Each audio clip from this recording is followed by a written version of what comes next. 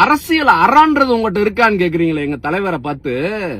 நரேந்திர மோடிங்கிற தலைவர் இந்தியால 17 ஸ்டேட்ல ஆட்சியில் இருக்க பாரதிய ஜனதா கட்சி மக்கள் விவசாயிகளுக்கு விரோதா 3 சட்டம் கொண்டு வந்தன்னைக்கும் சரி, ஜிஎஸ்டின்ற பேர்ல தொழில்களை முடக்கக்கூடிய ஒரு சூழல்லையும் சரி, பொருளாதார இடஒதுக்கீடுன்னு தமிழர்களுடைய வேலை வாய்ப்புக்கு சம்மட்டி அடி அடிக்கிற இடத்துலயும் சரி, தேசிய கல்வி கொள்கைன்னு சொல்லி இந்தி திணிப்ப திணிக்கிற இடத்துலயும் சரி, இப்படி எல்லாத்திலும் எதிர்த்து நின்றார் பாருங்க.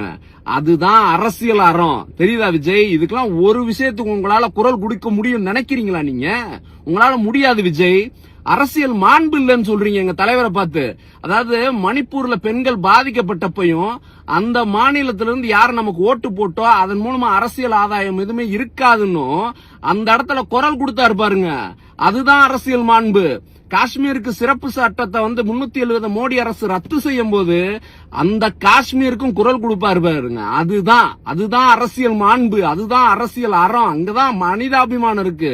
குறுகிய மனப்பான்மை இல்லாமல் பரந்த மனப்பான்மையோடு ஒட்டுமொத்த தமிழர்களுக்காக உழைச்சிட்டு இருக்கிறார்.